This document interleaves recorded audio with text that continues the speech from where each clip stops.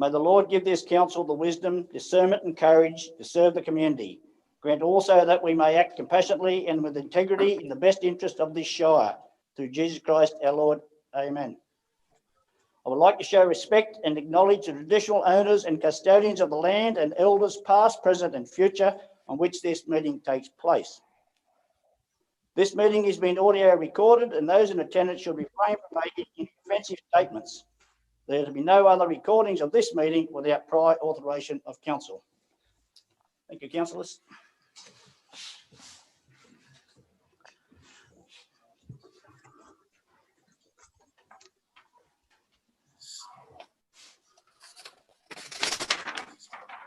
Okay, councillors.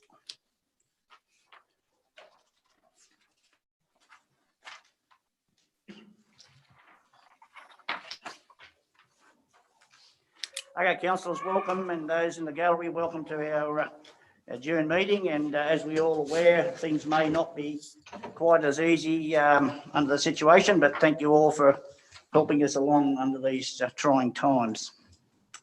Okay, councillors. Mr. GM, is there any application for attending the meeting via Zoom from any councillors? Yes, Mr. Mayor, both Councillor Abbott and Councillor Fisher are online and have requested to attend via Zoom. Can I move it, please? Move Councillor Byrne, second Councillor Watts. All in favour? Against? Carried. Apologies? Nil. Public participation? Mr. Mayor, just Barbara Campany, who is the General Manager, Environment and Community from the Hunter Gas Pipeline, in regard to item G 6.2. Okay, thanks, Barbara. We'll give you now the opportunity to speak. You get 5 minutes and you'll hear and that means you've got 1 minute left.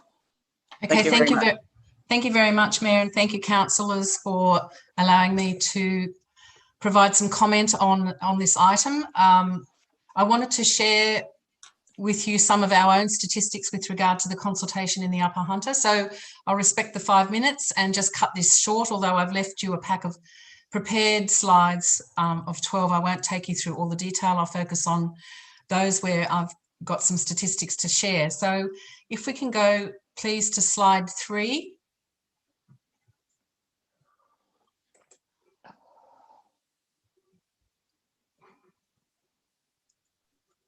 Hello, Robin? Can anybody hear me? Yes. Okay, so I'm trying to get to slide 3, which is a slide showing our general statistics from Newcastle to Narrabri around our engagement. Am I meant to be controlling this slide deck because I don't seem to have access to it? Robin, can you access this? I think you have to press enable. Statistics at the moment, is that correct? Yes, on slide 3. Yes.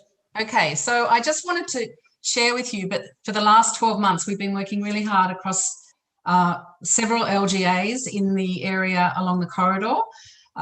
Between Newcastle and Narrabri, we have a total of 393 kilometres of area that we intersect, and of that, 337 landholders, and then of the 393 kilometres, 649 different land parcels.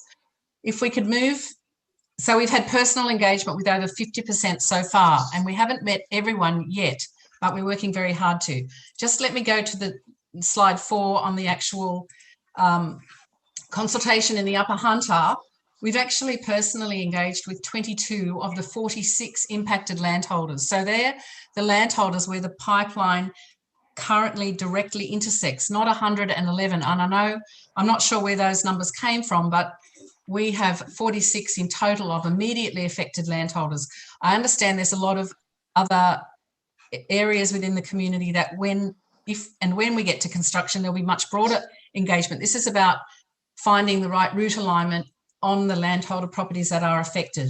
And these 22 landholders actually represent almost 2/3 of the land holdings in the Upper Hunter, which is 39 kilometres of the total 62 kilometres that we currently intersect through your LGA. if we go to slide 5, please, the statistics in the Upper Hunter. Collaborating with landholders is critical. We have to do that in a personal way. It takes several meetings, and most of the landholders we've actually met with have been respectful and tolerant of the need to build the underground pipeline. If we go to slide 6, I just wanted to share that my experience and our experience through our engagement when we get to meet with people and we have an opportunity to talk in detail about the project and how we can allay some of the concerns that they raise.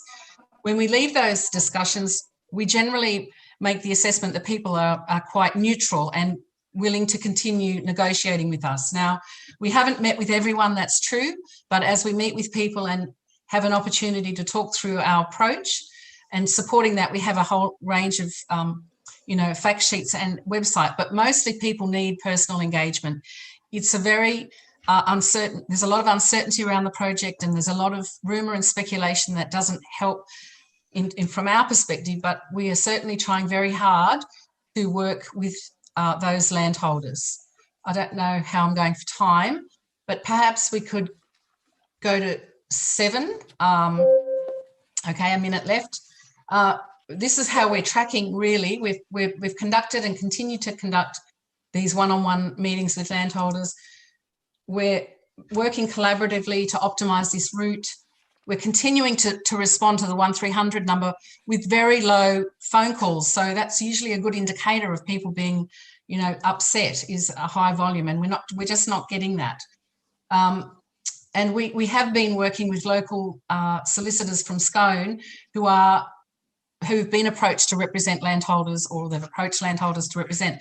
And so in a way, our focus there has been stalled for the last few months. But hearing the feedback that you've had, we're very concerned that the wrong messages are out there, and we want to try and we seek council's consideration to extend any decision you make about supporting or opposing the pipeline for at least 6 to 12 months. So Hunter Gas Pipeline respectfully ask council to consider extending that decision if possible. Thank you. Thank you very much. Councillors, you got any questions? Councillor Campbell. Thank you, Councillor Campbell from the Merriwar area. Thank you for your presentation, Barbara. There seems to be concern, and I just wonder just how well that you've been able to explain to the landowners their concerns of how it's going to affect their particular land. How deep is this pipeline going to be? And if the pipeline goes ahead, the gas pipeline goes ahead, the restoration work, can you guarantee that it's going to be put back in the same position, or in a condition that will not inhibit any of the farming or grazing applications? Thank you, Councillor Campbell. The approach by the pipeline is to construct to a minimum depth of 750 mils to top cover. When we work with landholders, and we know in the Scone area the sensitivities around the horse farming in particular and high yield agriculture, that's negotiable. We can bury the pipeline as deep as we need. We can bury it to 2.5 metres. It's really about trying to make sure that the project doesn't have any long-term impact. The construction is the biggest impact. It's short. It's like 6 weeks to 3 months, depending on the area we have to cut through, and the geographic challenges like rock or soft soil is very different to construct through. And that's the biggest impact, is the actual construction period. That's why we need 30 metres of an easement to allow for that string line and construction crew to travel down the easement. The actual restoration is the soil is put back in the same way it's taken out. So they build the layers of soil back and rehabilitate the same way, if not the same, better. And then there is a 2-year weed management program that's in place, all of which is part of our statement of commitments and conditions of approval. And there is absolutely no way we would even consider, going through a property and leaving it in worse shape than when we go through. I mean, it's really important for the pipeline not to do that, and there's every effort made to make sure that doesn't happen. It's not just a will, it's part of our conditions of approval, so we're obligated to do that under our current conditions. Mr. Mayor, just further to that, if I may, further to that question. So therefore the topsoil would be removed and kept separate from the soil underneath. And what are you going to put? What grasses or improved pasture, or whatever the case may be, to be put back over the top of that pipeline? In other words, restored, part of the restoration work. It's restored to the conditions of the landholder. So if he's growing crops, then he might lose a crop that year. He would be compensated for that crop loss, but our landholder agreement with that landholder would dictate what grasses he would want planted back on his land. So those decisions are made in collaboration with every single landholder, given that there's different land uses along the corridor. Mr. Mayor, could I ask a question, please? Yes, Councillor Abbott. Thank you, Ms. Campany. I'm Sue Abbott, a councillor. I just want to, just for clarification, the pipeline never gets decommissioned and is never dug up, is it? It's always left there. No, once they've finished bringing gas through, and I don't know how long that would be, they're estimating 20 years, it is left in situ. Yes, so it's not restored then like for like. It can't go back to how it was. Well, no, once the pipeline's put in, it's in operation and commissioned, and then when it's decommissioned, they would leave it in situ because they don't want to take it out of the ground again. So that is a problem for the next generation, with these pipelines buried forever on their properties.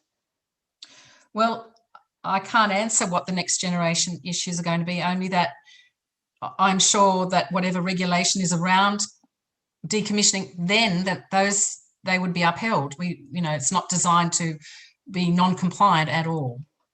And I know that in other areas there have been some issues with respect to soil degradation and erosion. So I know that many of the landowners that the pipelines coming through this shire are also really concerned about soil erosion. And so what does the company have to say about soil erosion? We had an independent report commissioned, and we presented that back to the Willow Tree community and the Liverpool Plains area. There are measures that you can put in place, and this is my lay interpretation, so I apologise if I can't give you the exact engineering answer, but there are ways to negate those impacts during construction. I know that other areas are very, very concerned, and also the fugitive emissions, because the gas pipelines are known to leak, and that's obviously a concern, given that methane is one of the toxic greenhouse gases. So how does the company plan to keep a track on any of leaks? The actual pipeline is built from 3 layers of carbon steel, and it's buried, to a depth that, makes sure that there's no external interference. Then the actual pipeline itself is regularly inspected by what is called a pig, which is launched from a pigging station, which they're built 100 kilometres apart. That's where you can shut down the gas pipeline. But these pigs is the intellectual equipment that actually gets launched through these pipelines, checking the integrity of the pipeline as it's needed. And it checks for any kind of, for instance, if for some reason a heavy piece of equipment was to bump the pipeline, it would never penetrate the pipeline because of the way it's constructed out of 3 layers of carbon steel, but it might indent the pipeline, so that the intelligent pig would be able to tell whether or not there's been any even slight damage to the pipeline. It would never rupture. unless there was some natural disaster, God forbid. But these pipelines are designed to go and move with earthquakes even. So, I mean, the reason we bury them to a depth is to make sure there is no interference from any external. I mean, I know that they do leak, and that is a problem, and that and it's something that other areas where there are pipelines actually haven't measured the emissions. But what I also like to just mention is that the community, because we, as you would be aware, council has done a survey of the landholders where the pipeline is coming through, and overwhelmingly the landholders don't support this project. So obviously we have to bear that in mind, along with environmental reasons, but the landholders are pretty united in their opposition to the proposal. Well, but thank you for your presentation. Thank you. Thank you. Okay, any other further questions, councillors? Mr. Mayor, I have a separate question. Councillor Fisher. I'm sorry. Go to Councillor Fisher. Councillor Fisher.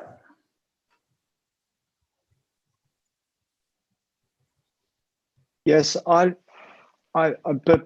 before I go on, am I okay to do sort of micro quotes from the are the comments made by landowners confidential, or can they be tabled, or the odd word or snippet from what they've said? Yeah, Councillor Fisher.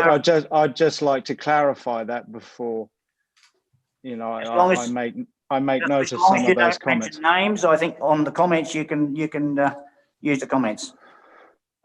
The conduct of the company has been disingenuous. That's the Hunter gas pipeline. That the company has no idea of public relations. There are numerous people who've never been contacted, and this project has been approved for years, several, you know, many years, well over a decade. It has a 200-metre approved corridor on which to build this pipeline, and there are people here who've responded to us who've never heard of it before. I mean, that is absolutely astonishing.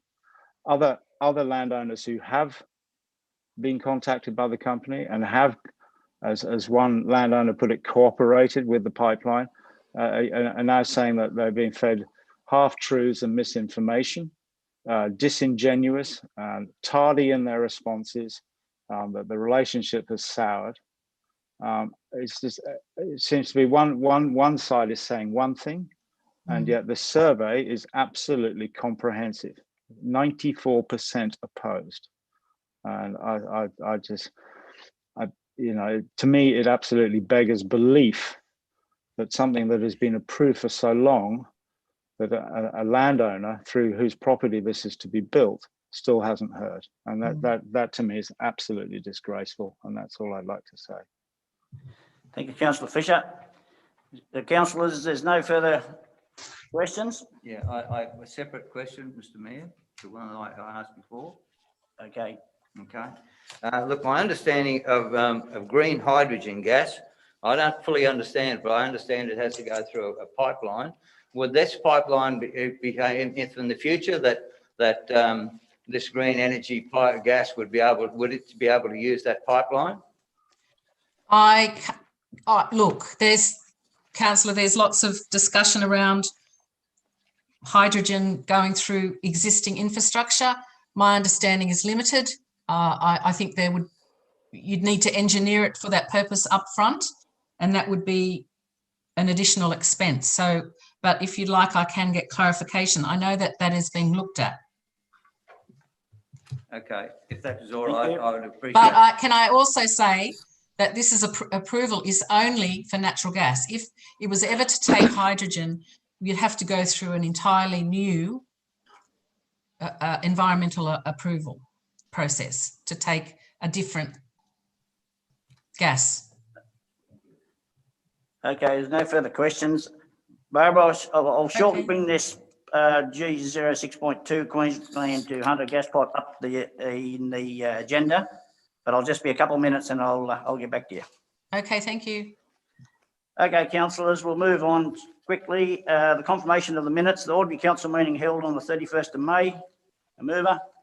Move Councillor Watts, second Councillor Driscoll. Questions, comment, discussion? Yes, I have a question. Councillor Abbott? On page 6 of 16, in relation to infrastructure, there was a glyphosate section which I objected to, and that you did mention last time that there would be a special note that I'd objected to the glyphosate, but there isn't a special note. There was a special note. Oh, was there?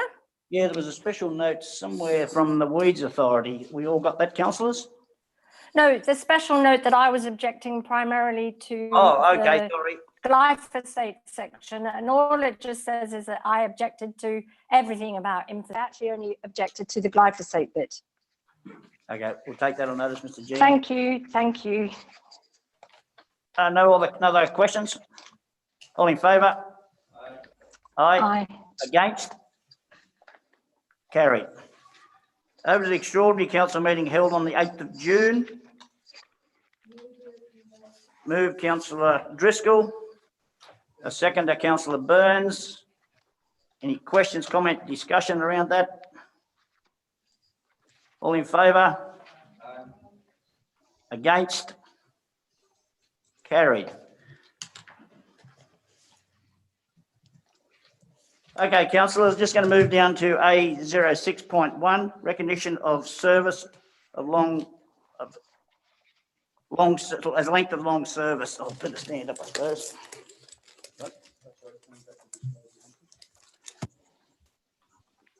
Yeah, I'll come back to it. Yep. Okay, councillors, Scott Cameron. Mr. Scott Cameron's with us in the chamber. Scott, you like to just stand up the front of you, please. We'll keep our distance. Scott Cameron started with council as a casual field officer in June 2001 and spent a couple of years doing traffic control with road crews and became a permanent in January 2003. Scott's next role was tractor slashing for approximately 2 years and then 12 months working with council plumbers as well as helping out with the concrete crew when needed. He then started with the parks crew and was there ever since, carrying out all duties required with a big amount of time spent at White Park preparing for big events. Scott, on behalf of the Upper Hunter Shire Council, thank you for your services. You're a familiar face around the council, around the gardens and parks, and we congratulate you and let's hope you're here for many more years. Thanks, Scott.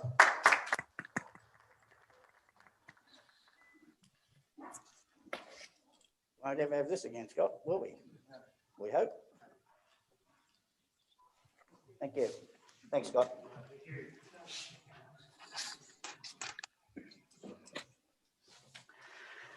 Thank you, councillors. We'll go back now to dot point 6, disclosure of interest.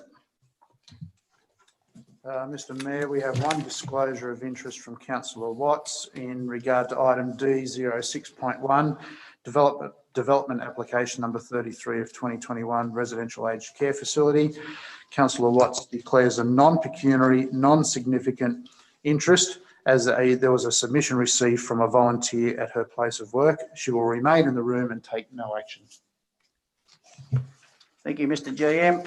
Now could I have someone move the standing orders from G06.2, the Queensland to Hunter gas pipeline on page 113 up to the...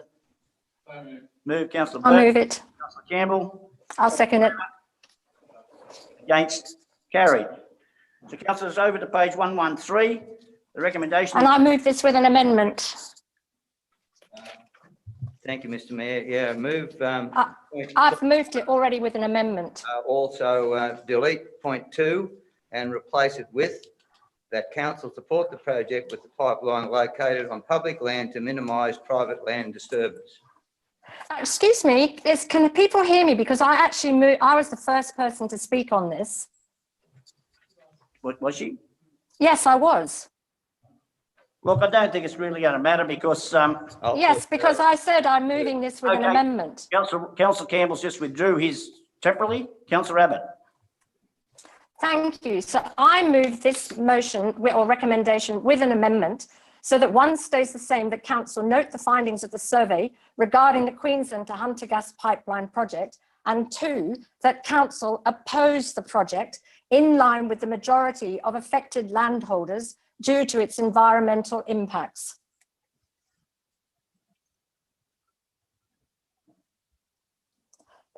And Councillor Fisher has just flagged that he's Seconded. Second by Councillor Fisher. Right. So I'd just like to talk a bit on this. So You have the right to speak. thank you. So I have written down a few things I want to say so I don't forget anything. So natural gas, natural coal, natural oil, call them what you like. They are all fossil fuels and they are the main drivers of climate change. Emissions from the extraction, processing, transport and export of gas have been the main driver behind Australia's official emissions staying so high. We know official figures for emissions from gas are likely to be significantly underestimated.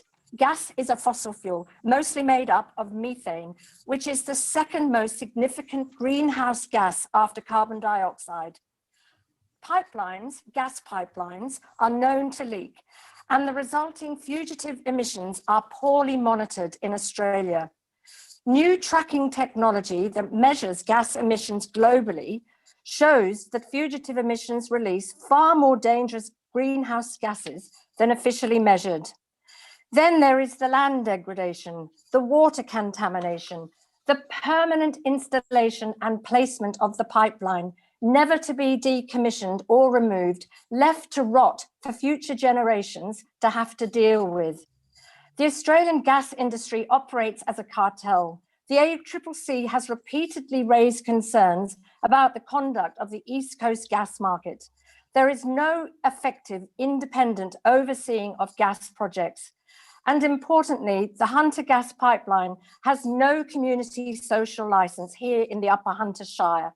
Landholders surveyed have overwhelmingly rejected the notion of it coming through their land. Thank you. Mr. Mayor, I foreshadowed a amendment there to that. Oh, Councillor Campbell, what's happened is Councillor Abbott did get, well, the other councillors did get in first with the amended, but you'll have the opportunity in a minute to put a foreshadow motion up if you wish. So, Councillor Abbott, you spoke. Did we got a speaker against the? Yes, Mr. Mayor. Councillor Burns. I'll be taking off my mask.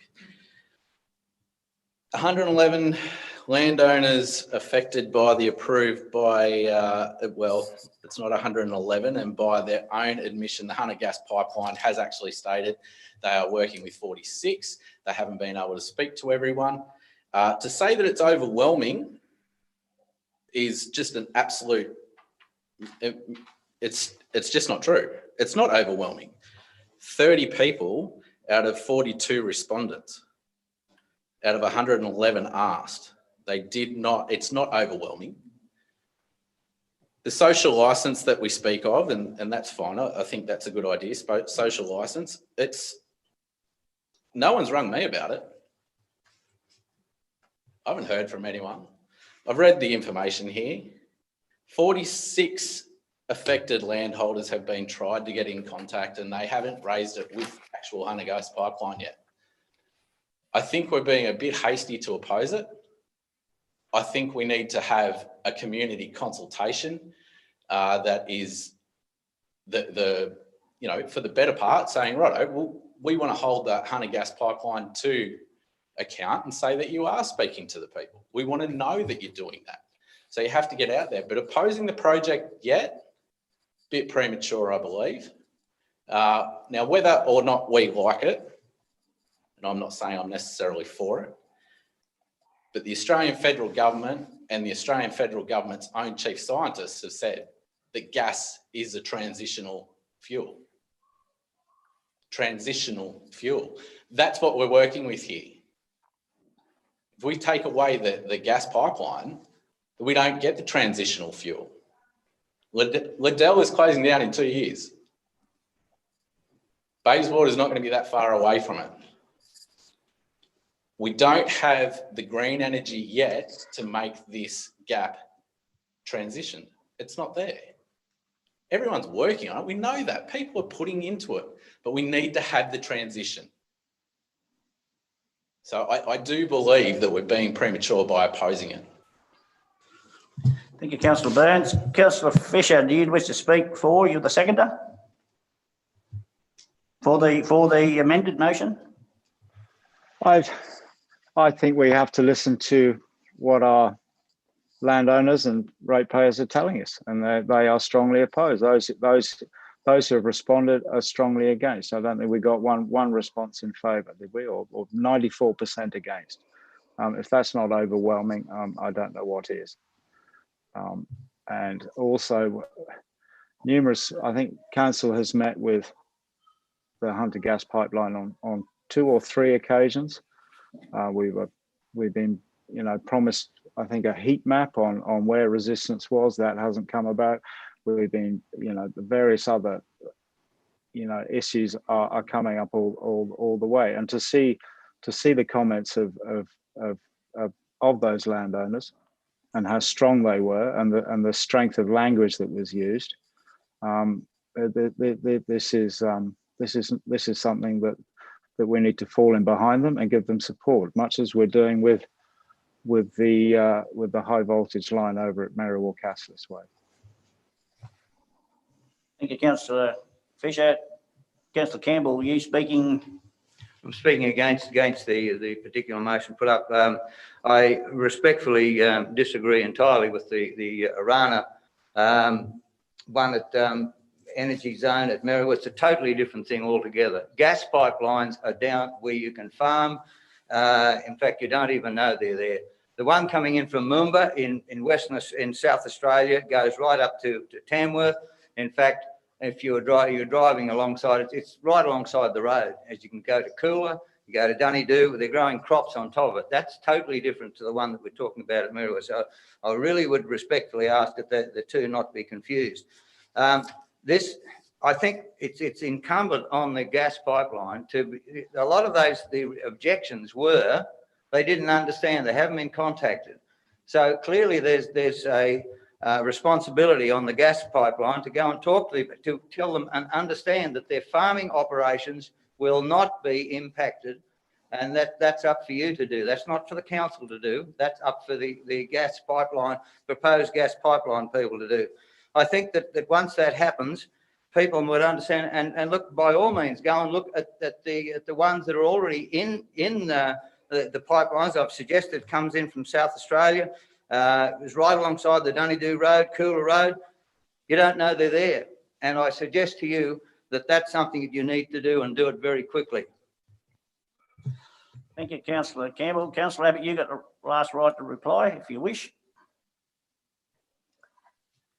Yes, I do. I'd like to say, well, with respect to the pipeline out of Coolaway, there's been a lot of soil erosion. It's been very problematic. But I would just like to say, further to Councillor Burns, talking about gas being a transitional fuel, that in fact, in relation to energy, wind, solar, pumped hydro, battery storage, they've already won the race, and gas is not a transitional fuel. It's not renewable, it's not transitional. New gas is an unnecessary and dangerous step in Australia's efforts to tackle climate change.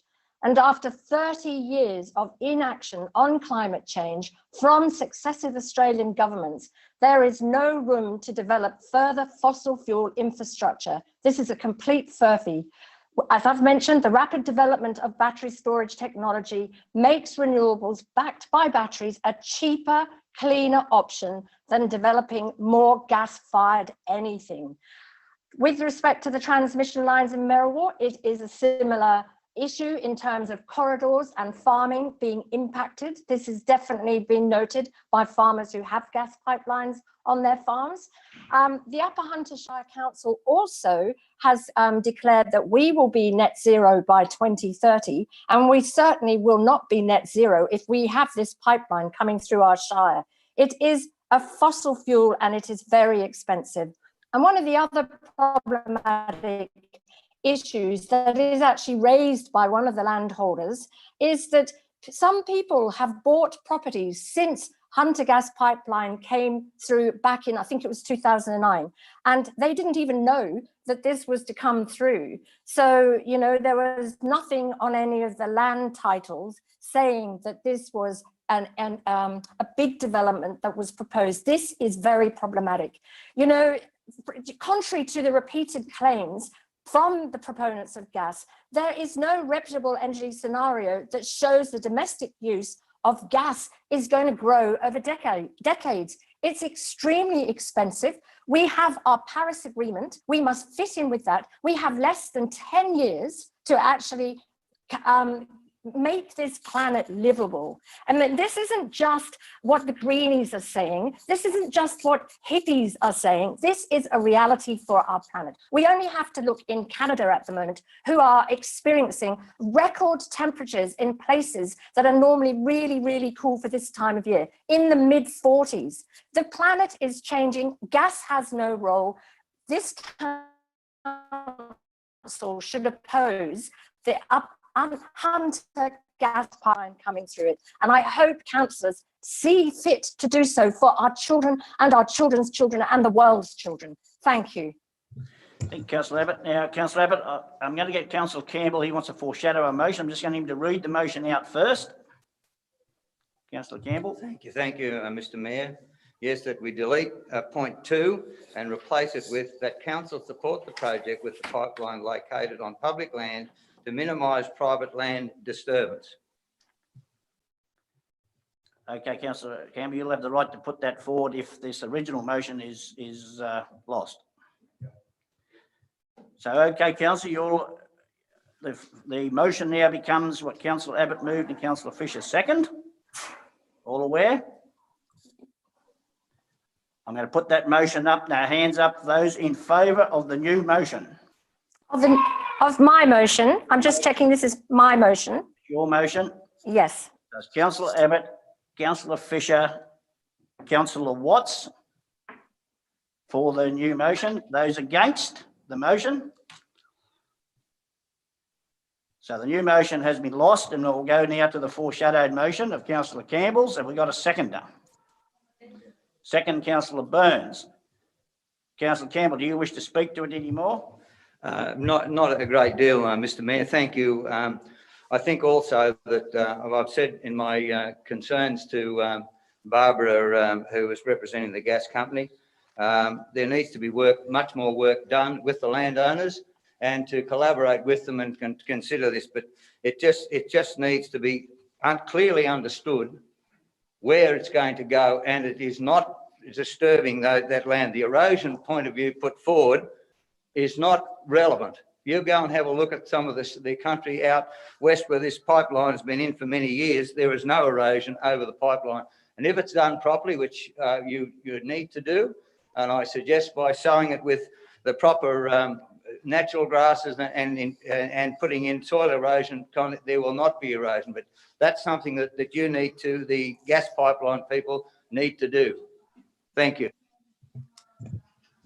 Thank you, Councillor Campbell. You should have been probably addressing the council, not the Barbara. But anyway. My apologies, Mr. Mayor. Okay, so that now is the amended motion. It was moved by Councillor Campbell, second by Councillor Burns. Councillor Burns, you no wish to speak any? Well, don't the opposition get to speak before? Sorry, Councillor Burns. Is there any against? There is opposition. Yes, I'm opposing this. Right. So I'd just like to say that basically gas is an uneconomic use of our money. And the federal government has promoted the idea of a gas-led recovery to lead us out of this economic downturn. But we know, and the experts and the analysts say, and this is including independent government Australian Renewable Energy Agency, ARENA, that the high cost of producing Australian gas combined with a global drop in oil and gas prices make gas an uneconomical option to base an economic stimulus on. There is no place for gas anymore. We have to move on. The planet is heating up. There's no room for fossil fuels anymore. And yes, there are soil issues. The erosion is an issue. And that's even been identified in the company's own statements. One of the earlier ones that I read, they also note that erosion is an issue. And then this is problematic, and it is very disappointing that we go out for community consultation. We make such a song and dance about it. The people who have got back to us, who've taken the time because it mattered to them, have actually said no, they don't want this. They want to see the council oppose this. Many of them are very disappointed that they've hardly heard anything about it until recent letters from the company. They feel this has just popped up out of nowhere in the last couple of years, and it has drastic impact on their lives, on their futures, on their expectations, what they were planning. And yes, it does have an impact on their farming or the running of a horse stud or whatever it is that those landholders are doing. We went out. I wanted to move this earlier, as you all know, and this was delayed so that we could wait for the community consultation to come back. It has come back, and people have written to us within the time frame, and they have said they don't want to see this pipeline. So we're just playing political gymnastics now, trying to accommodate it. There should be no more fossil fuels. Should be finished. We should be looking at solar panels. We should be looking at wind. We should be doing battery storage.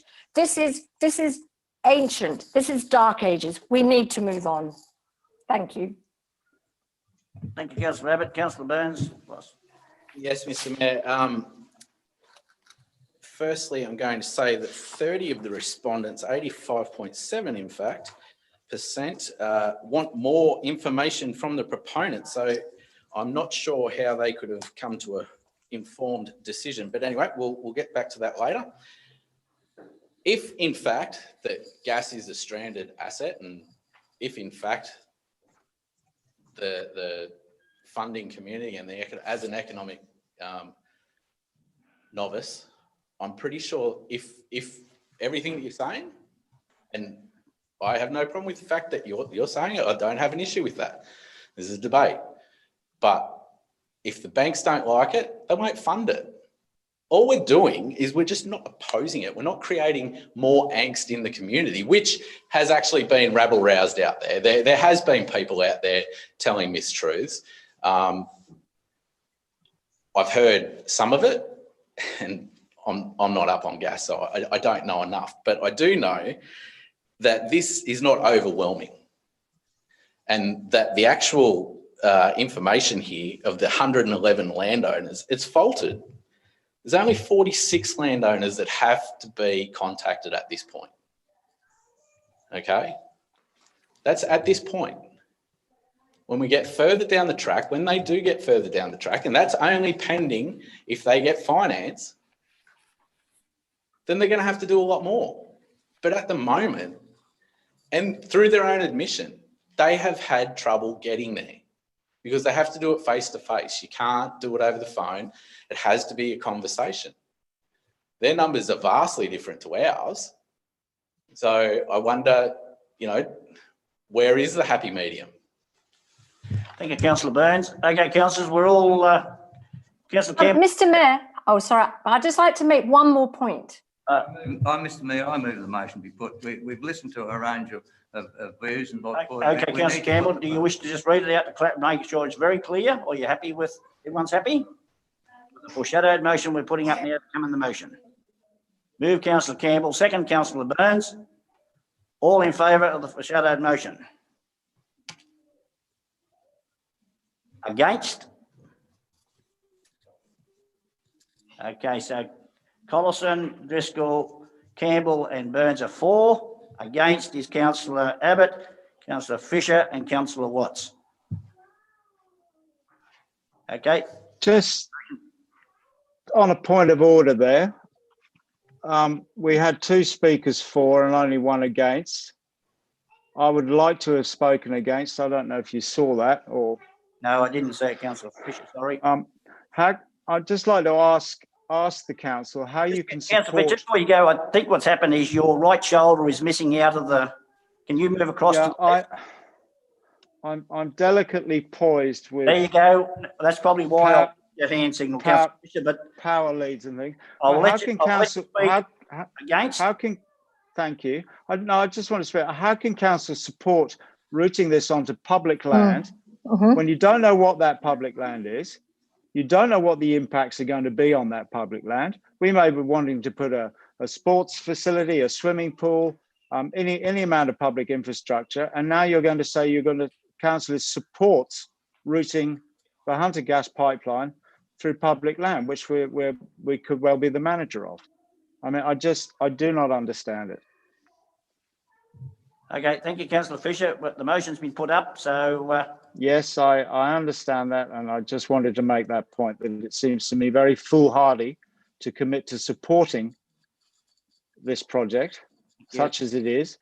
It seems to me to be a schmozzle, but anyway, you voted on it now and it's gone. So Thank you, Councillor Fisher. Just keep yourself across so I can see your hand when it's raised.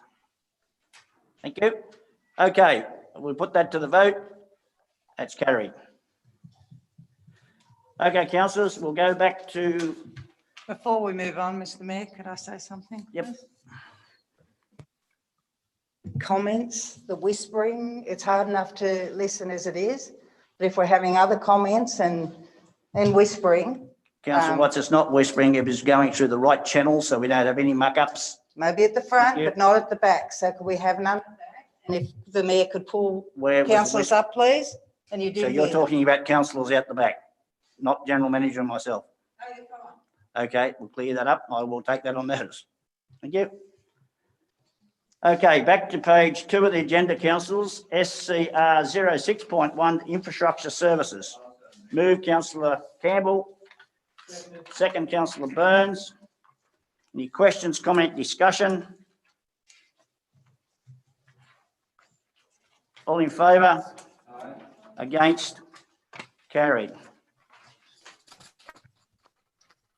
Corporate Services on page 11.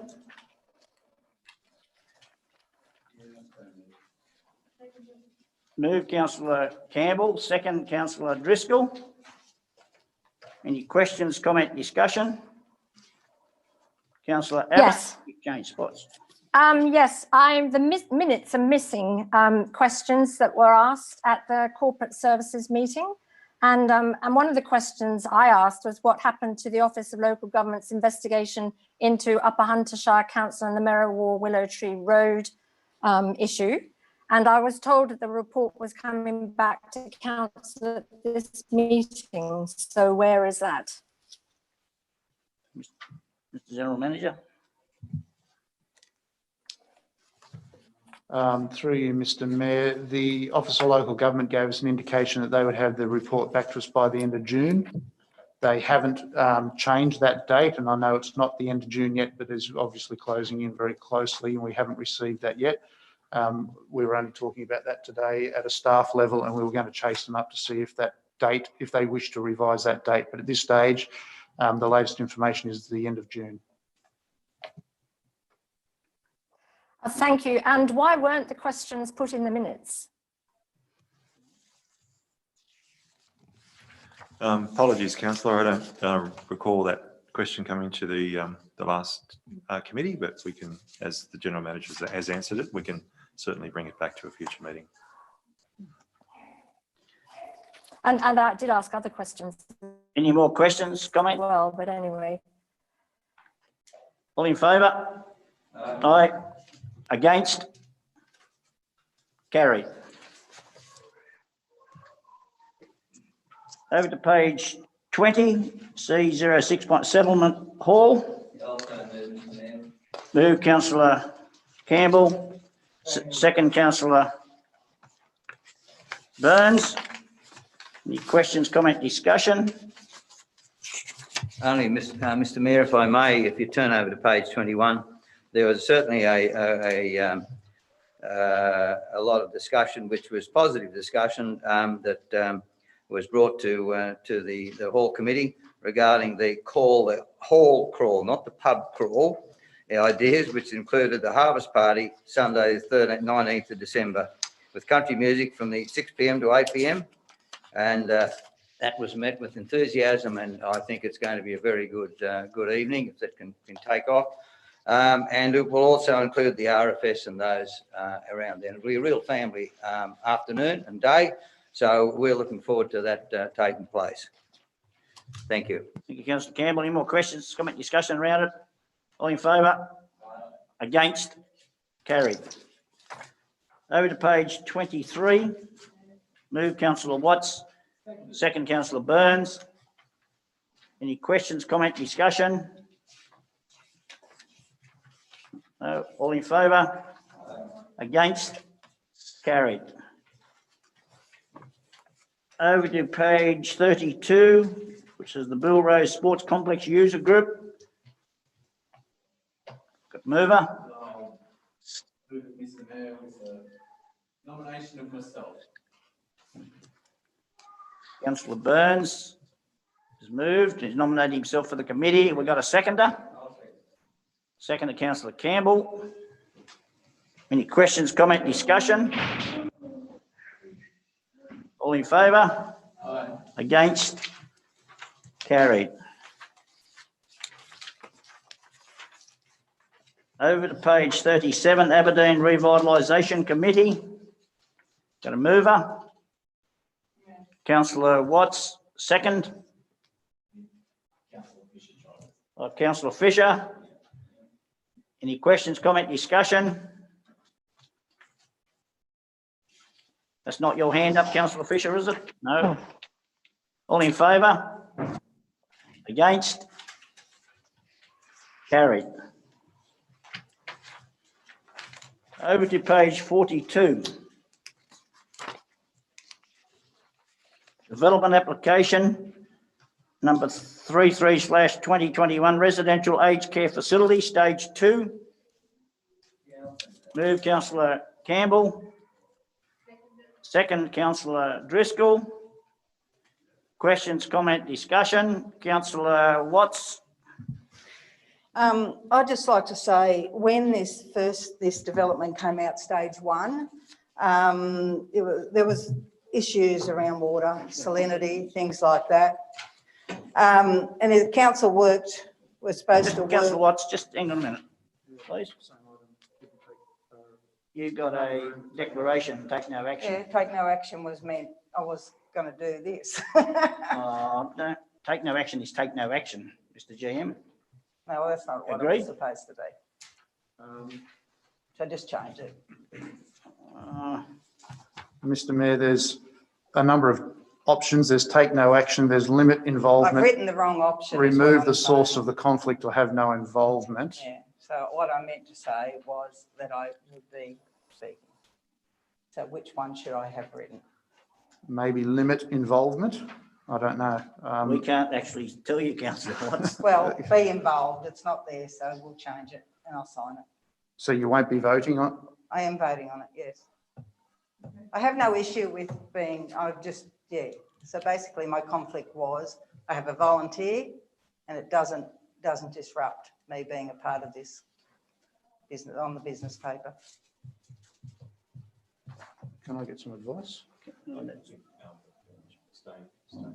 I can stay in and speak, yeah. You remain in the room and take part. And take part, I probably should say, instead of, yeah. Okay, well, that will have to be changed and witnessed. Thank you, Councillor Watts. Okay, continue on. Thank you. Where was I up to? I don't know. Well, You were up to, but you had mentioned salinity issues. oh, okay, yeah. Now, council, I believe, needed to work with many of the people that live in that area. And I think that a part of this needs to be when stage 2 is that there is concern from the Parkinsons. I think that as a part of the recommendation, well, we can't change the recommendation. I'd like to see council actually work to resolve their issues rather than move on and them have the same issues that they've had since stage 1. Is that possible? Through Mr. Mayor, we'll take a note of that and we'll speak to them. Thank you. Yep.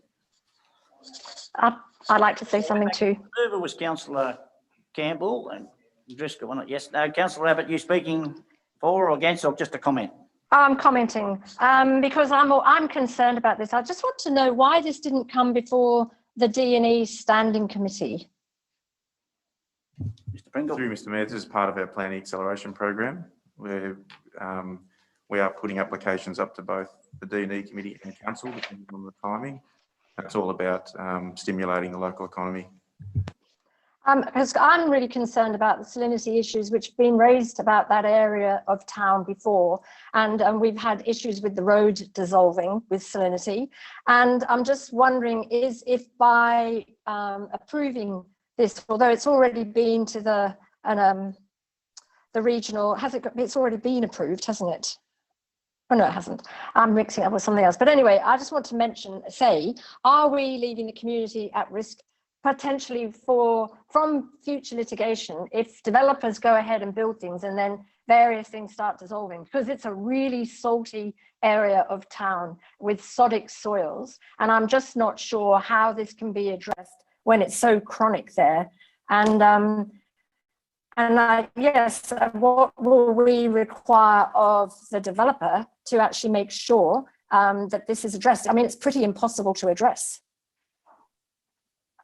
Mr. Mayor, the recommendation is that council approve this development as a deferred commencement consent. And you'll note on page 46 of the agenda, there's some recommended conditions there, deferred commencement conditions that the applicant will need to address before the consent operates. And that includes the submission of a salinity management plan that needs to look at a range of issues such as groundwater recharge and other issues on the site. Obviously, we've undertaken a detailed assessment of this application. We're satisfied that there's minimal risk, or the risk can be managed. Actually, so thank you, Mr. Pringle. Yes, I'm actually, it was given, stage 1 was granted consent by the Hunter Regional Planning Panel. But what worries me is why would we go ahead and approve this development application when there's all those issues that I've raised and you've just mentioned that have, why are we approving it? Or we have to approve it before? This is just for my own personal clarification, because do we ever say no to these sorts of things where the salty issues are such a problem? Through Mr. Mayor, yes, we have said no to elements in the past, but in this case, we're satisfied that those issues can be addressed by the applicant. Okay, thank you. Yep. Questions, comment, discussion, Councillor Campbell? Yeah, Mr. Mayor, look, I think this is a good development, and I've read the conditions from 46 to 49, and they are pretty stringent.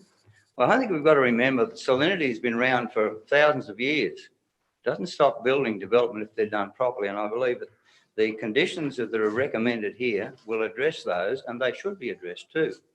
But it also is showing that the need for aged care facilities is increasing, and it is obvious that down in that particular area alongside their existing places will be an extension of this. And I think probably that while I accept that there are concerns about salinity, I don't think that should be just the reason that we reject these types of planned development. They're not just an ad hoc development; they're planned development, and it will and the need for aged care in the future is going to increase. So I support the motion. Thank you, Councillor Camp. Councillor Watts, you wish to? I know that aged care is something that we need to look at, and I'm not against the recommendation. I think what I am against is the fact that we have people living that are still dealing with the same water problem that they were dealing with in stage 1, and that's why I've mentioned it again for stage 2. Thank you. Mr. Pringle, if I were in the report, there's contention basins going in, is that correct? Additional? Yes, Mr. Mayor, that's correct.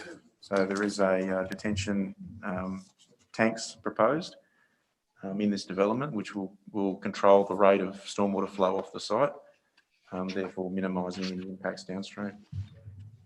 Thank you. Any more questions, comment, discussion? Okay, we'll put the recommendation up. Those in favour, please. Collison, Driscoll, Campbell, Burns, Watts and Fisher. Against? I'm against until the stage 1 issues are fixed. Councillor Abbott, thank you.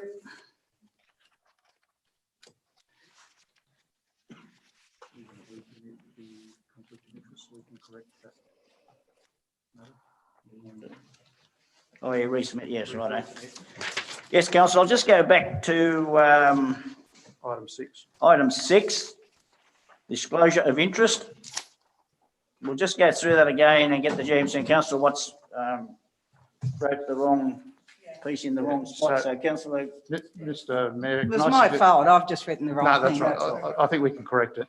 I think the best way to deal with this, Mr. Mayor, is council recommit that matter So you'll need to resolve to recommit item 6. After that, I'll reread item 6 with the correct wording from councillor Watts. Yep. And we'll capture that correctly in the minutes. My apologies, councillors. So We've got a mover there.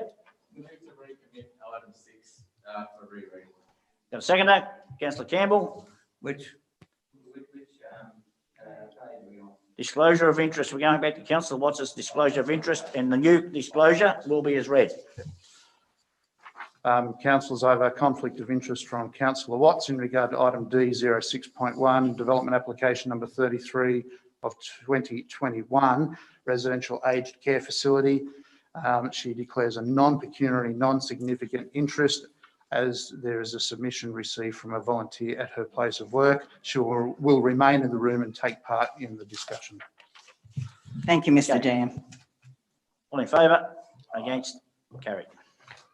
Okay, councillors, over to page 96. Hills of Gold Wind Farm Voluntary Planning Agreement. I might, just before we move or go, I'm just going to get Mr. Pringle to explain this. Matt, thanks. Yep, thank you, Mr. Mayor. So this report relates to a letter of offer we've received from the Hills of Gold Wind Farm, who are the proponents of a wind farm up near Nundle.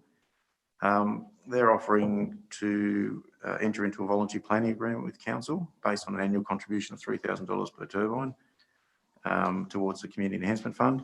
I just wanted to clarify that this is actually separate to the development application process, this VPA.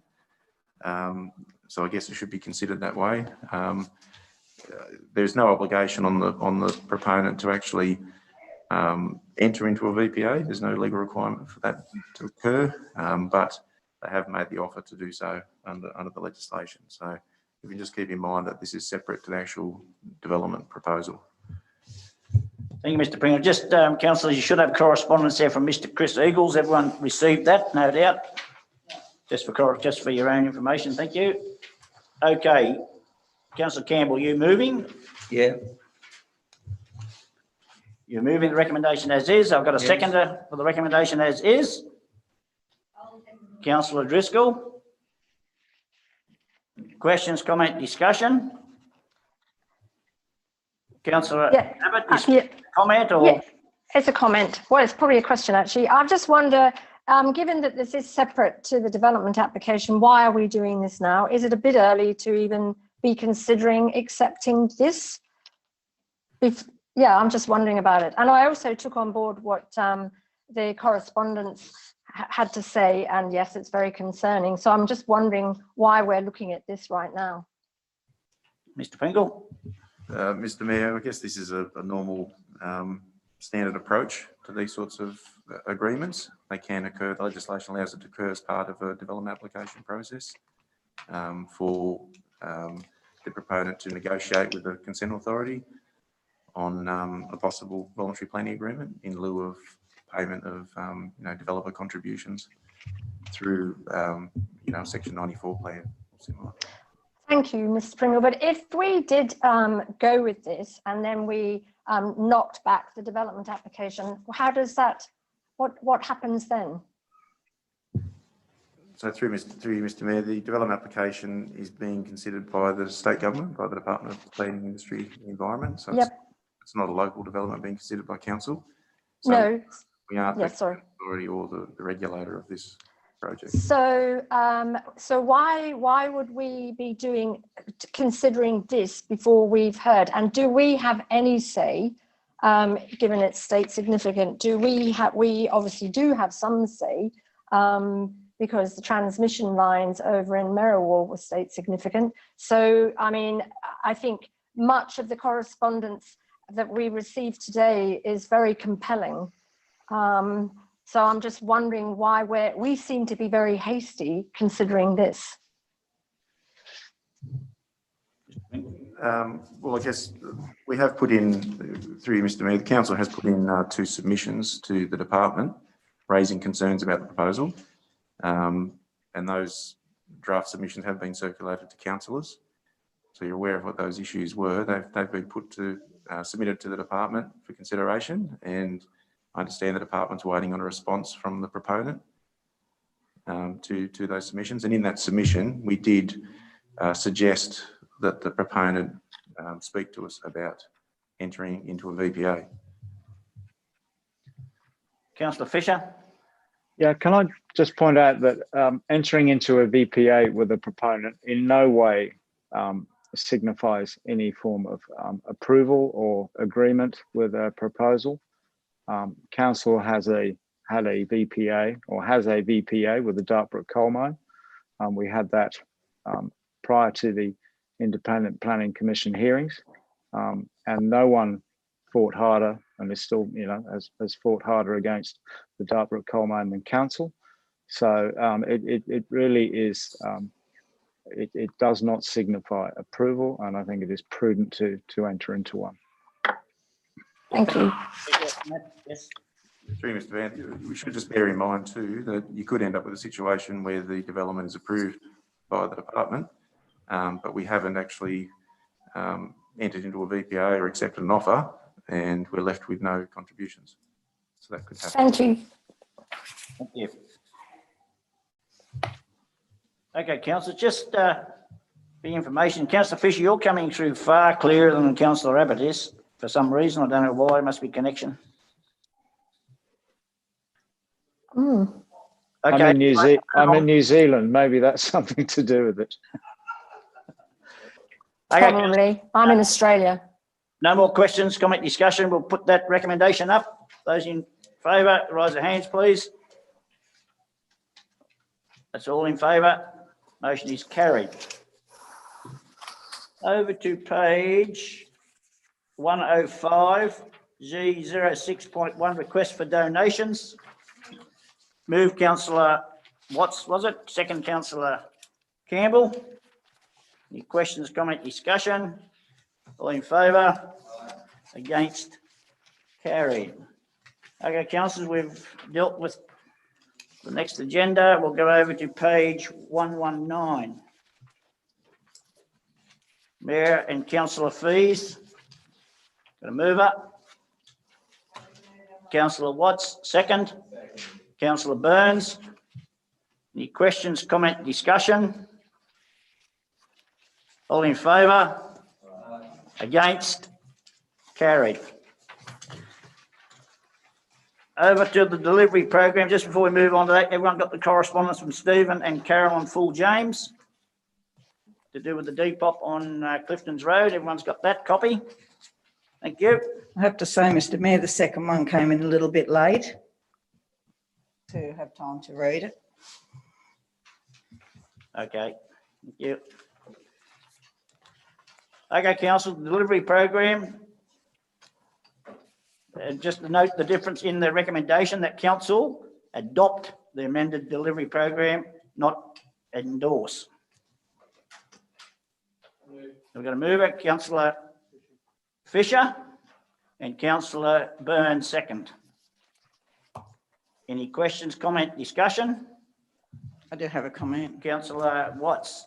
While I do, will support it and adopt their recommendation, I'd like to say my concern still is in the lack of support for community services, and I think we just have to keep revisiting that every year. I know I can put up as many as I like, but it doesn't mean they're going to get up.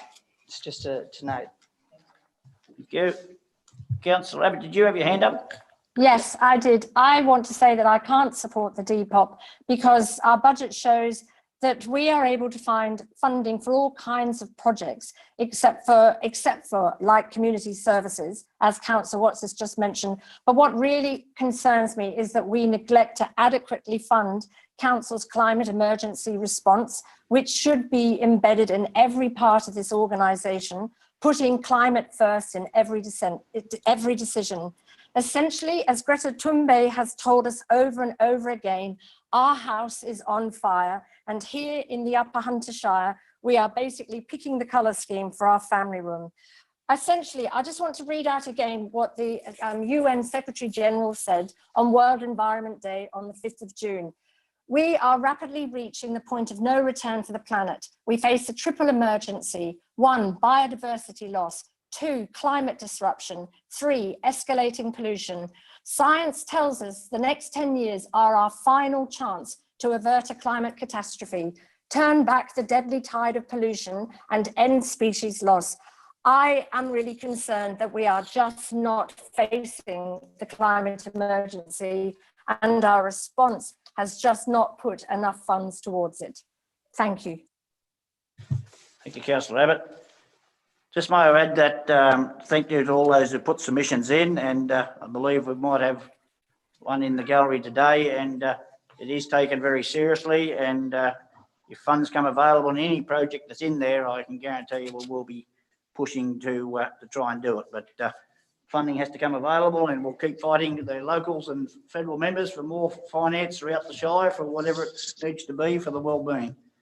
Councillor Campbell, you got your light on? Yes, I do. Yeah, look, thank you, Mr. Mayor, if I may just comment. Yeah, look, I've read through this document. In fact, I read through it twice, the Depop, and yes, there are some things that probably I would like to have seen change. However, we've got to remember that we are only a small council, and we have, I think, got our fingers in many, many pies that many other councils do not have. Now, we can probably debate about the climate change and all that sort of thing, but really I think we need to start to realise that we have got to look after our ratepayers here and those who are inconvenienced, and it just comes down to our strategic plan. We need to put those things in. Well, that will be after the next council is elected, but I'll guarantee you now that one of the highest priorities that will come on are those people that are living in the outer areas, roads. And that is where we need to focus. And we're trying to do that, but we're doing it with limited funds. And so I'm happy to support the Depop because it has endeavoured to address many of the concerns that came in. So I'm happy to support it. Thank you, Councillor Campbell. No more questions, comment, discussion? All in favour? Against? Okay, Collison, Driscoll, Campbell, Burns and Watts for. Councillor Abbott against. Carried.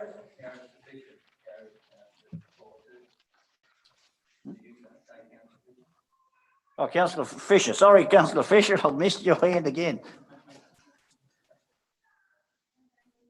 So Councillor Fisher for as well. Thank you. I moved it, so. Yeah, that's what I should have known you, shouldn't I? Okay, councillors, page 163, G06.5, making the rates and annual charges for 2021-2022. Moved, Councillor Campbell. Seconder, Councillor Driscoll. Questions, comment, discussion? All in favour? Against? Carried. Over to page 173, policies for review, corporate services. Got a mover? Councillor Campbell, second, Councillor Fisher. I think we can do all in one. Yes, the whole, the 4 dot points. Questions, comment, discussion? Councillor Abbott. Just out of interest, are there Indigenous procurement policies amongst our suite of corporate services policies?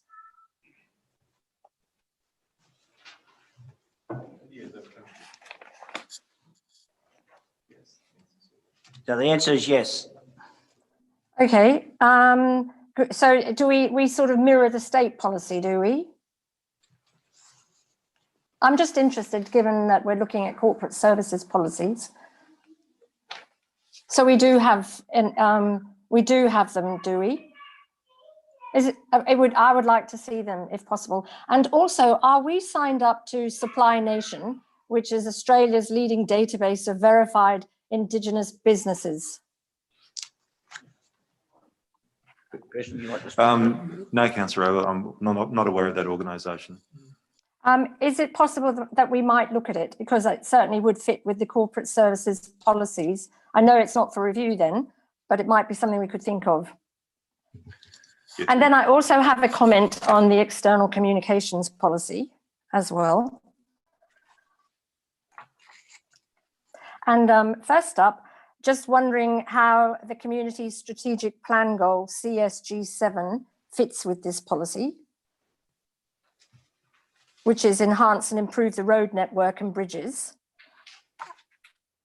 But I also think that on page 258, that it's too onerous for councillors to actually, you've here that if councillors do talk to the media, and obviously not on behalf of council, but if they have asked for their views on something and they give their personal views, which they need to make clear, it's very onerous to expect the councillor then to, wherever they have been, to then be writing in an exact copy of whether it's correspondence or a memo of the conversation. And I wonder why Upper Huntershire Council wouldn't think about signing up to some sort of media mentions platform where they get media mentions when mentions are done in the media. Jim, you wish to speak to that or listen? Through you, Mr. Mayor, I can speak to the first one, Councillor Abbott, CSG7. You asked why that's Yes, thank you. priority. Yep. Even though it's referring to the road network, the second part of the goal says that there's a need to communicate priorities and progress to the community. So that's why it's in there under the communications policy. Mr. Mayor. Does that need to be split up? Councillor Abbott, second part if you're... Yes. Yep. Thank you. Councillor Abbott, I understand I think you're asking about the onerous requirement to report to the General Manager on what you've said, and the alternative is to use media monitoring. All we're asking for is a short statement to indicate who you spoke to and what was said, or the details of the conversation. It doesn't need to be too onerous, and it's really just for our record keeping, so that if we are asked at a future date, if a councillor made comment, we can go back through our records and identify that. We could use media monitoring. There is a cost to that. However, the media monitoring I've had experience with generally only identifies the councillor name and the subject. It doesn't really go into any content. So it would depend on the type of media monitoring that we subscribe to. I'd have to do some further investigation as to whether or not that would be an adequate alternative. Thank you for that response. Just because you could be somewhere where you're not near a computer or anywhere where you can actually get back to council to let them know that you've just spoken to the media. Yes, through you, Mr. Mayor. It happens on such a rare occasion. I'd be happy with a phone call, just to ring in and say I've been contacted by the ABC and I've answered the following questions. That would be sufficient. We would take the notes at our end. Okay, thank you. Because it does worry me that this this external communications policy to me it comes over as trying to stifle what councillors have to say. And obviously there are times when councillors dissent and the media want to know why you did dissent. And they should and essentially at the end of the day, councillors are the community and we're here to represent the community. So we're obviously all not going to agree on all things. And whilst I understand that as a councillor, I don't speak on behalf of council, I certainly would always tell the media what I was thinking when I dissented about something. And I feel that's very important. So does council think that's important? If I can just make a quick comment through you, Mr. Mayor. At the end of the day, councillor, it's a council policy, so the councillors here can make a decision as to how they wish to amend this policy. It's been drafted by staff. It's fairly typical of most council policies. At the end of the day, the staff are trying to write a policy that protects council's reputation. If you're comfortable with, I guess, a higher level of risk and allowing councillors to speak more openly, that's something for you to consider. I certainly won't vote for that. Thank you.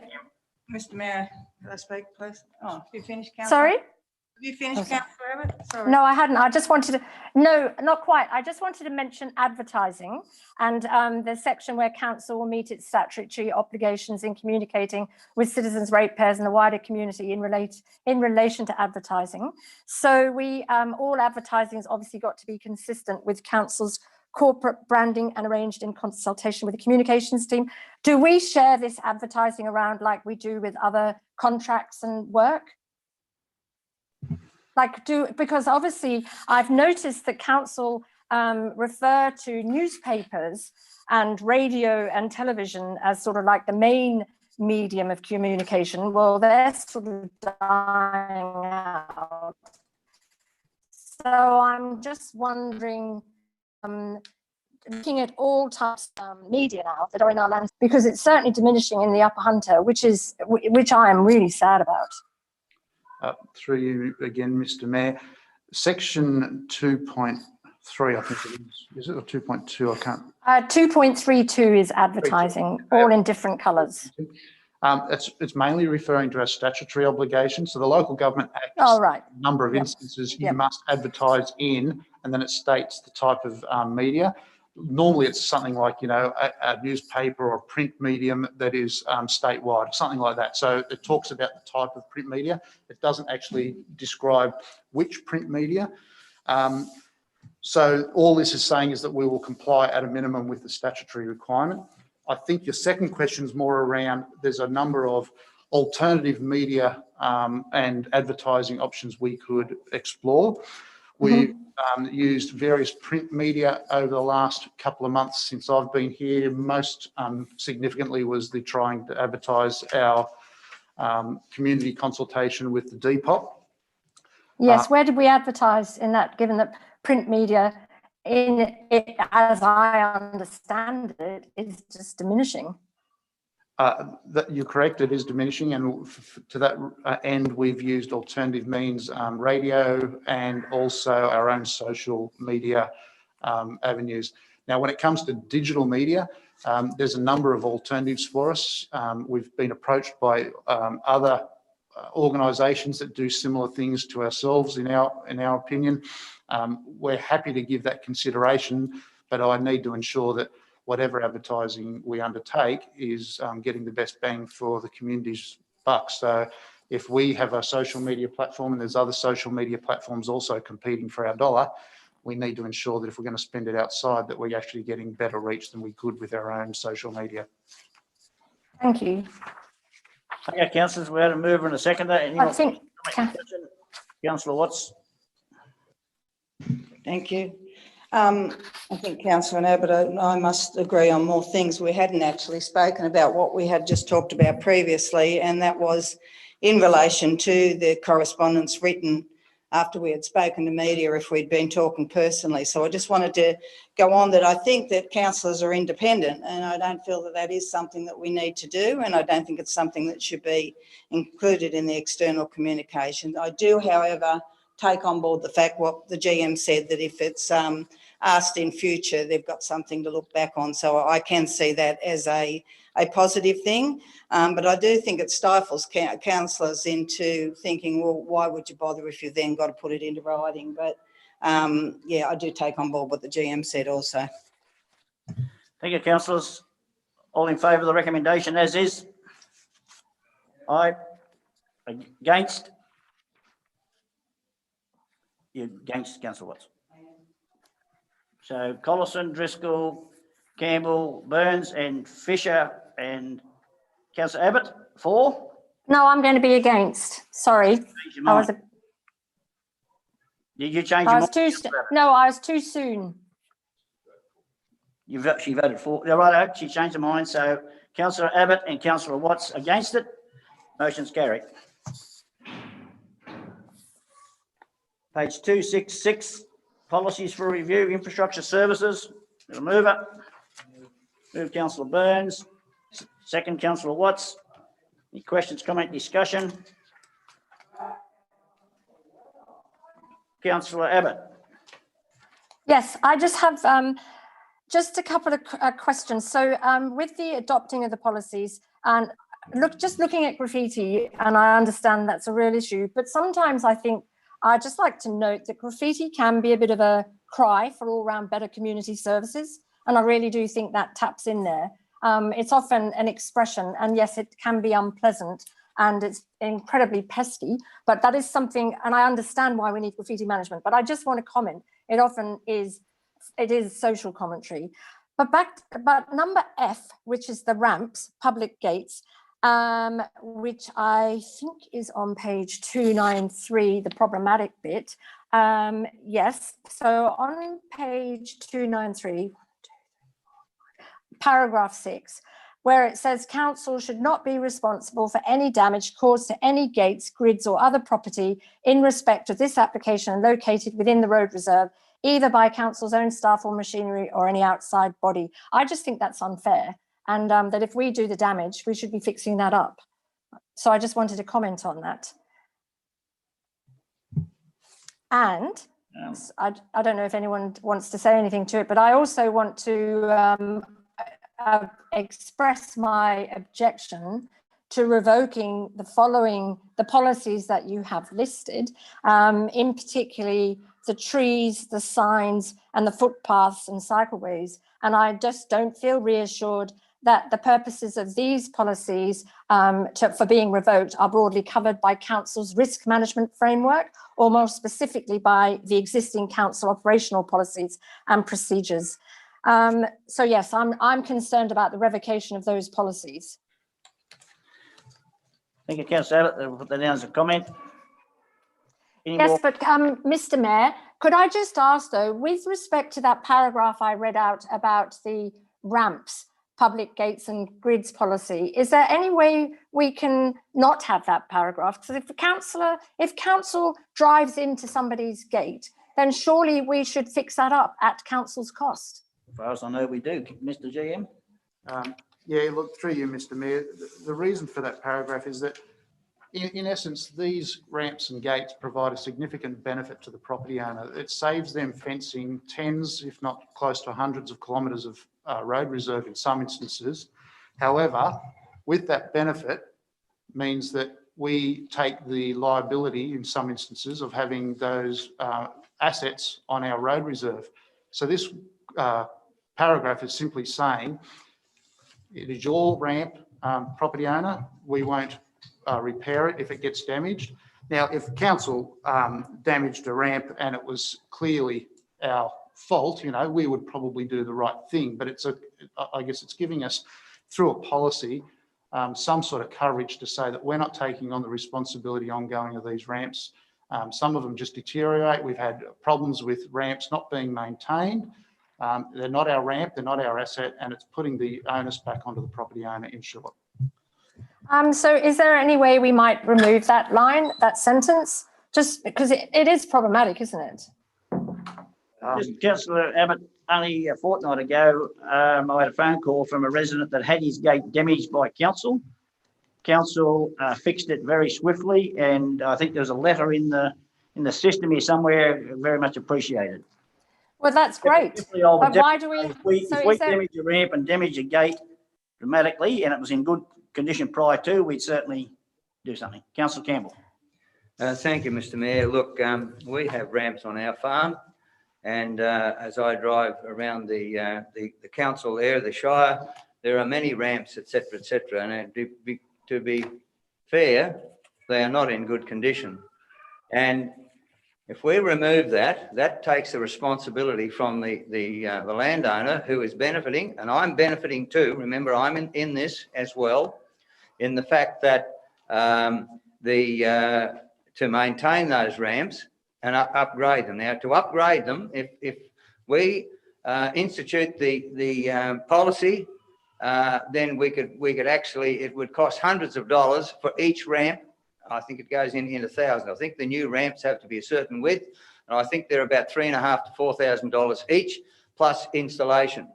So the problem being, of course, is the fact that some people don't maintain their ramps. Now we maintain our ramps, and we have to do that.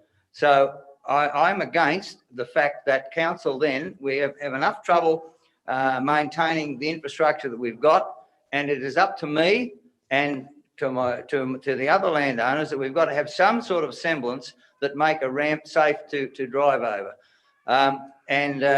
If that was to be taken on by council, I suggest you do it, it would nearly run into $1 million, because my goodness me, there's a lot of ramps around.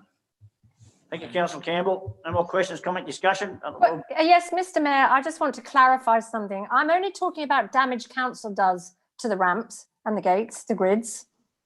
in case I don't know, I think there was a misunderstanding there. So just like if we damage somebody's grid or gate, then I think we should like repair it, just like you gave as an example. Through you, Mr. Mayor, I'd feel uncomfortable about removing it. As you pointed out, if it's through our own negligence, through operator error, if a grader, for instance, ran into a ramp or a gate and damaged it, I would hope that we would do the right thing and the operator would own up to it and we do it. However, we, as been pointed out, we know there's, excuse me, there's a number of ramps that aren't maintained. And if by just simply driving one of our pieces of plant over a ramp, we damaged it, I wouldn't want to take on the liability of that because the ramp hasn't been maintained. I think it gives us protection. As a good corporate citizen, we'll always do the right thing and we'll always repair someone's ramp if it's at our own error.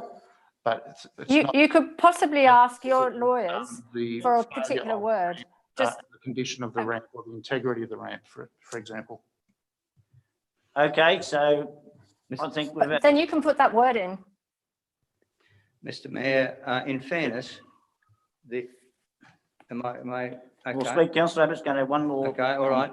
That's right. It's Councillor Abbott. Councillor Abbott, your last comment? Yes, my last comment is I totally take the point that the general manager's just said. I totally understand, you know, you could drive over a very decrepit grid and it disintegrates and that's that. However, I think there should be one word in there that you could put a word in to the effect that if council does the damage and it is council's fault, council will repair it. That you have lawyers. You can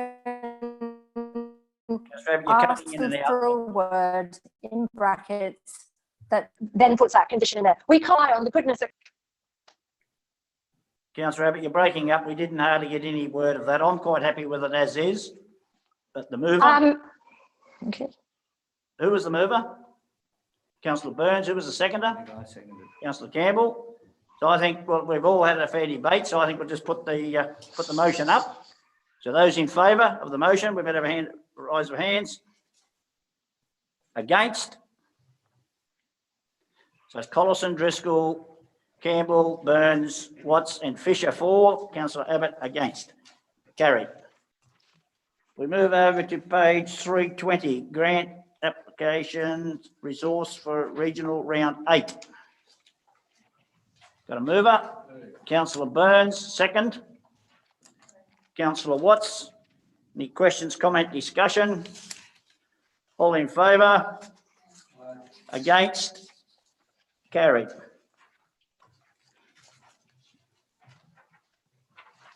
Over to page 325. Questions with notice. That's not really, oh yes, okay. Councillor Watts, you're the only one there. You happy with the answer? Okay, that's just for notation only. Okay, councils, that's the end of our council meeting. We'll just move into closed council to discuss a couple of items. So someone like to move us into close, please. Move Councillor Campbell, second. Councillor Burns. All in favour? Aye. Against?